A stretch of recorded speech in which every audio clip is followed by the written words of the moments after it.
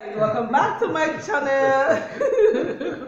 Oh my god. Wow, welcome back to my channel, guys. This is amazing. Like, we've been having fun behind the camera already. Thank you for coming back to this channel. If today is your first time,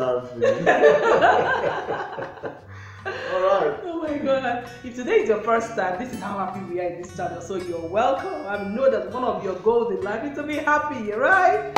And right here we live, love, and chill, right? And today's topic is so important. If you haven't watched the first part, which is what you should do if you're a widower, then you need to go back here and watch. But then continue watching here, but give this video a thumbs up first, subscribe, put notifications on, then get ready to relax with this. Okay, so today on my show is my dear husband, and today we are talking to you about how to convince a woman to marry you after losing your spouse. So if you're a man who had lost a wife and then time has gone and you're deciding to remarry, and then how do you broach this topic to an average girl, who you think will fit into that role? How do you go about it? How do you even know who's the right person to approach? All of those things we're going to explore in this video. So if you're in for this conversation, go ahead and subscribe, and then welcome my husband officially to this channel. My name is Utibe Akah. Yeah. And I am happy to be here again. Thank you. Yeah. Based on what you've just put on the table, yeah, we're talking about how to convince a woman to remarry after losing your spouse. Yeah. Babe, let me start like this. How do you even identify who you should even be talking to before you go about trying to convince them? How do you decide the kind of woman you need to marry next? I have my philosophy. My philosophy is about first knowing who you are, and once you know yourself, things come easy. Things come easy because if you know who you are always connected with your environment. You connect with the society, your inner mind, your person, your spirit connects with the globe. You don't see your eyes. Oh, you want to see my eyes? Fine, that's it. Just a lot some lighting into my eyes. Okay. So now it's a bit difficult, or sometimes it could feel difficult for someone who's lost a spouse to convince another woman to marry him. And why do you think that is in society, especially for single people? Maybe because I stayed very single for a long time. There's this thing about everybody wants to marry, especially ladies. We want to marry, but we don't want to marry somebody who's been married before and all that. And I think it's a good thing. But then, why do you think that is? Why do you think it's harder for somebody who has been married before? You said it earlier. It's a society. The way we inherited it. Okay. Sometimes your family would say, "Why are you gonna people over? You don't see single men." Yeah, you just reminded me. That is one of the things that has sunk so much into the hearts of young ladies and some men in case of ladies too. Let me tell you, I always cite for examples because I've seen these things. At a time where I had wanted to, after identifying my problem, and I wanted to remarry because I knew I needed a spouse. Having had 4 children, it was clearer that I could not carry that task all alone. I became older than I should be, even though I'm getting younger now again. So it's a life of ups and downs. I saw someone and I felt I should be very straight.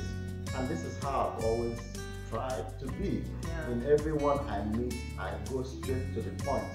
I do not feel it's time. Let me tell you, the person who is single. If you are single, don't go through the route of people. Rather, if you are a widower, you don't go through the route of those who are single and are still searching. You are going to come from the top to bottom strategy.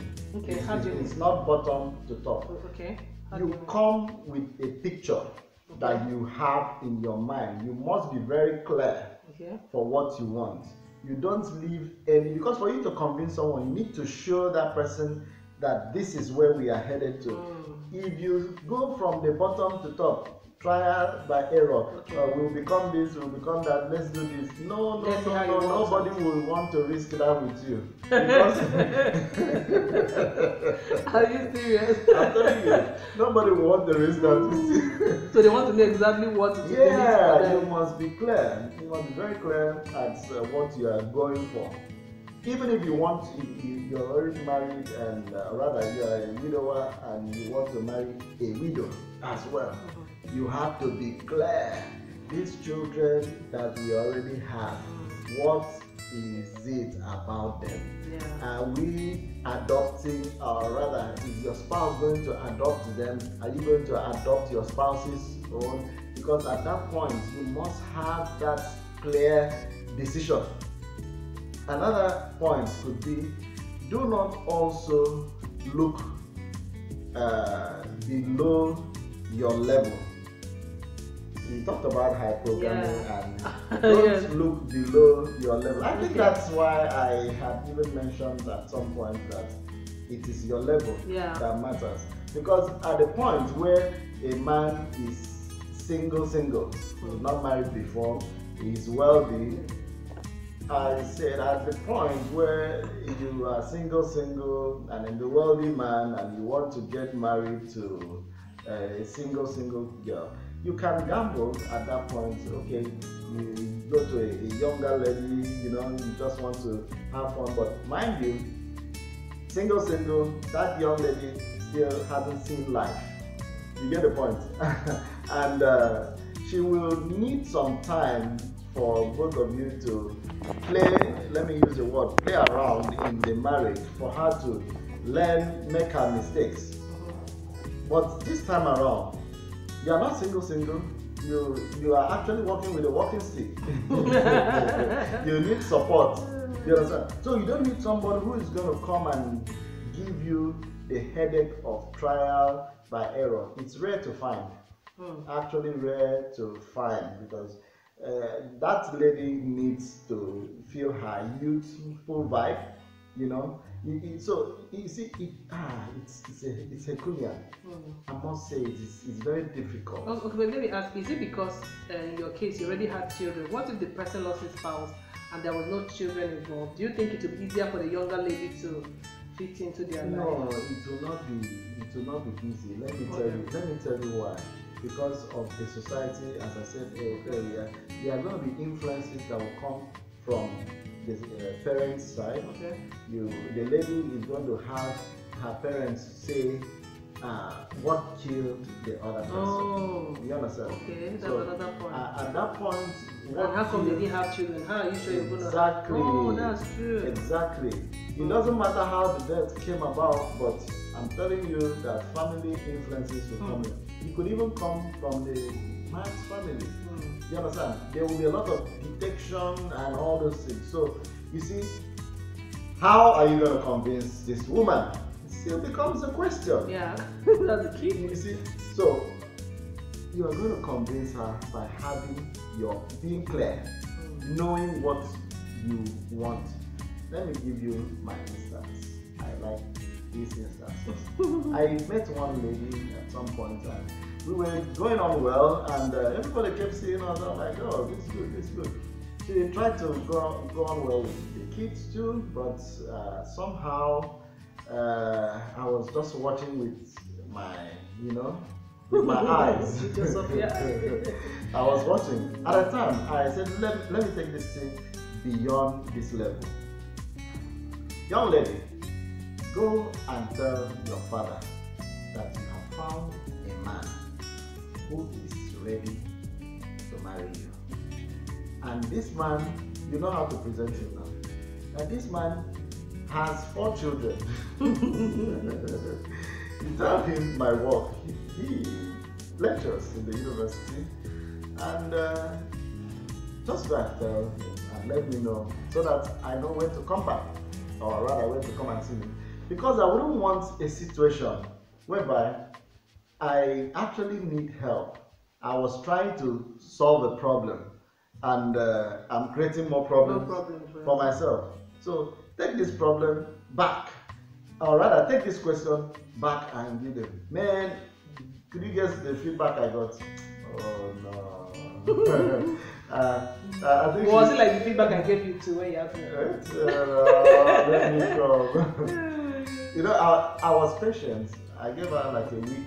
I didn't get any feedback. She would take her and say, no, you know, this kind of thing you need to look for a good opportunity to present. I said, you don't need any opportunity. Go to the man and tell him, I don't want tomorrow somebody say, you came and collected my daughter illegally. You understand?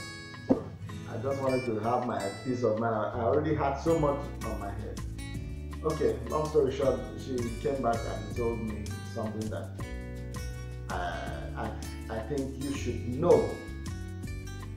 The response was that you said this man has 4 children. How many are you going to grow up for? You see, that is what we are suffering in this society. Because I've seen in some parts of the world that some people don't even care about children, as if they don't even want to have their own, they just want to go and adopt the ones that are not being taken care of. Yeah, but it's not like that. It's not like that here. You understand? So that was what I now asked her. What was your answer? Because your answer is what he would take. Yeah. She said she just told him that you will born now any amount that God gives you. And the response was that, are you thinking at all?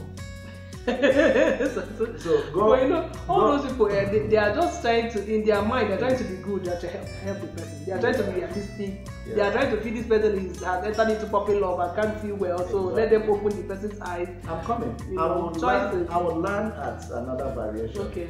You know, that's why I said I have that so much information. So don't off my mic. No. So that was the case, and at that point I was like, this is it. I consulted my guts, and my guts told me you have to withdraw your steps. Yeah, because I did not want, you see, some people would persist. At that point, because she did not have a strong will, I needed somebody who is strong-willed. If she had strong will, gosh. And that's a good point. Yeah, you must have strong will, you as a person, and you need to look for someone who has a strong will, because it is the will that will drive you. There will be turmoil. Yeah. I'm telling you, it's not easy. That's why I always give thumbs up to this lady. She's great, man. No, I must tell you, imagine. This is a personal scenario. 4 children. She's feeling big. Your eyes are rolling. No, imagine 4 children, adopting 4 children in one day. Man, you are not studying 1. You are studying 4 at a time.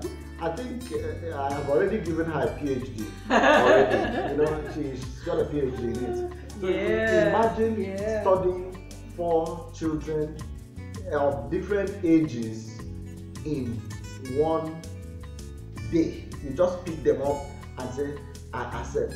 It wasn't at gunpoint too. It was not at gunpoint. So that's why sometimes I just close my eyes. I don't care what let me not call names, but I don't care what anybody says or anybody thinks. At this moment, I did what I did. At a point, I was telling myself I could do it alone. If I didn't have a child, or maybe I had one, babe, I wouldn't have. Maybe. Yeah, you said so. I wouldn't have. I would have just gone ahead with my life, and I would have said it's a free world. But I remember I said, identify your problem. I knew where my problem was coming from. Then I could not. Imagine carrying.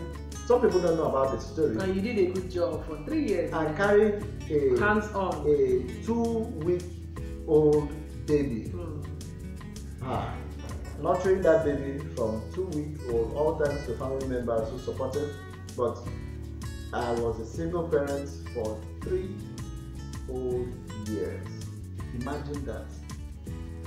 No. That is not just one. That was the youngest, the 4th. I had two other that were almost the same age.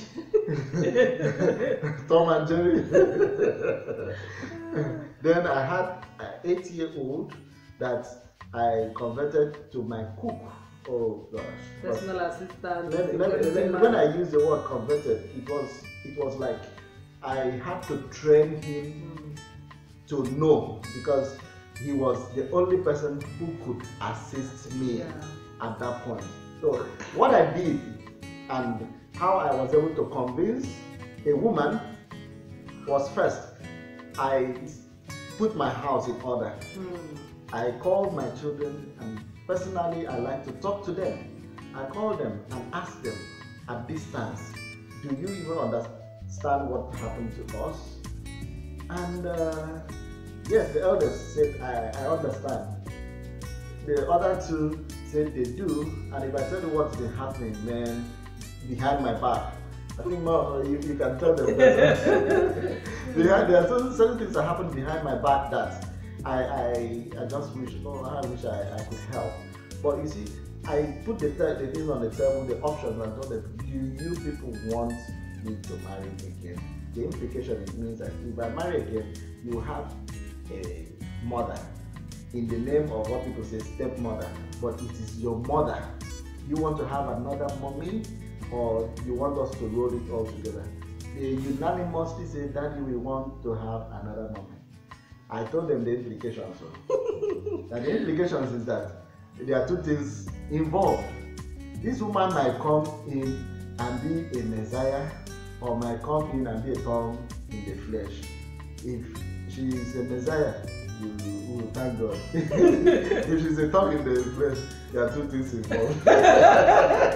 Actually, there's only two things involved, guys. So, and now, if she's a tongue in the flesh, it means that you guys will hear wind. As the words they used to say, that wind. But the truth of the matter is that he just didn't get that route.